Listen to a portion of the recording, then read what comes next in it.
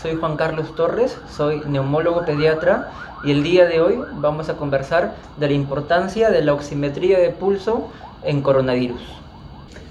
La enfermedad por coronavirus humano tiene muchos síntomas y signos, ¿no? Entre ellos podemos citar los síntomas iniciales como dolor de cabeza, dolor de espalda, malestar general, dolor de garganta, fiebre, tos que por lo general es seca, ¿no? A veces esto es con flema, temblores, palpitaciones, ¿cierto? Muchos signos y síntomas, pero ¿cuál de todos ellos es el síntoma que debemos, estar chequeando para poder evitar complicaciones?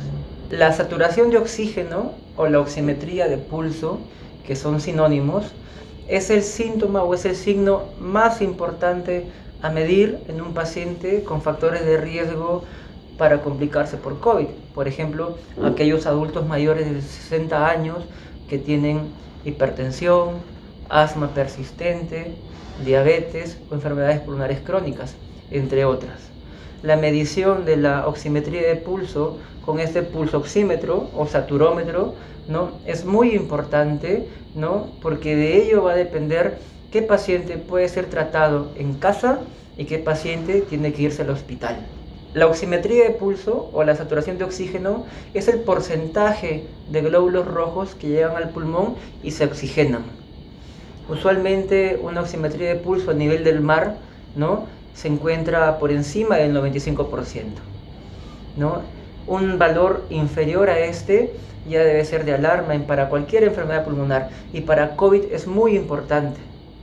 Nosotros tenemos la oportunidad de poder medir cuánto es lo que se puede saturar un paciente con coronavirus, ¿no? Y de esa manera poder saber en qué momento debemos llevarlo al hospital.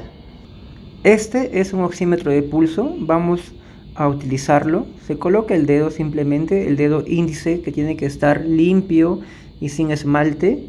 Lo prendemos y vamos a ver dos parámetros: el del lado izquierdo, que mide la saturación de oxígeno, y el lado derecho, que mide la frecuencia cardíaca. Entonces tenemos que ver nosotros que se dibuje una buena curva en la parte inferior, que sea uniforme, y de esa manera hacemos una buena lectura. Debemos dejarlo aproximadamente entre 20 y 30 segundos de manera quieta para poder saber cuál es mi verdadera saturación de oxígeno. En este caso yo estoy saturando 98%, que es normal, y tengo una frecuencia cardíaca de 90 a 91. En cambio, si yo me estoy moviendo, o si muevo mi dedo, o si mi mano está muy fría, no va a garantizarse una buena lectura. Como se dan cuenta, yo estoy moviendo el dedo y abajo se apaga, la curva que se genera en la parte inferior es desordenada, no es una buena lectura. Para tener una buena lectura yo tengo que quedarme quieto, sentado, ¿no? Y ver cuánto marca, ¿no? Por lo menos 20 o 30 segundos. Ya me puse quieto y tengo 99% y una frecuencia cardíaca en 84. Una vez que ya tengamos la medida de la saturación de oxígeno, hay que saber interpretarla. Hay que tener en consideración que una saturación de oxígeno o una oximetría de pulso por encima del 95% es normal, ¿no? Sin embargo, si la oximetría de pulso está por debajo del 95%, eso requiere monitoreo médico. Más si la oximetría de pulso cae a menos de 92%. Eso significa ir al hospital porque requiere oxígeno. No hay otra medida, no hay medicación milagrosa que pueda elevar la cantidad de oxígeno en la sangre que el oxígeno mismo. ¿Y cuándo vamos a saber que un paciente necesita o requiere oxígeno suplementario? Es midiendo la saturación de oxígeno, ¿no? Y esta se hace necesaria cuando la oximetría cae a menos del 92%. Aquellas personas que tienen oximetría de pulso por debajo del 92%, ¿ok? No se les recomienda que se traten en casa, ¿no? Se recomienda que vayan a un hospital, ¿no? Y que sean evaluados por un médico o que sean monitorizados por un médico. Es entendible que en estas situaciones donde hay mucha escasez de oxígeno, hay mucha escasez de camas hospitalarias, algunos pacientes se tratan en casa, ¿no? Pero eso es muy peligroso, sobre todo cuando la oximetría de pulso cae por debajo de 90. El mejor parámetro para poder predecir qué paciente va a ir bien o va a ir mal es la cantidad de oximetría de pulso o la saturación de oxígeno que tenga en ese momento.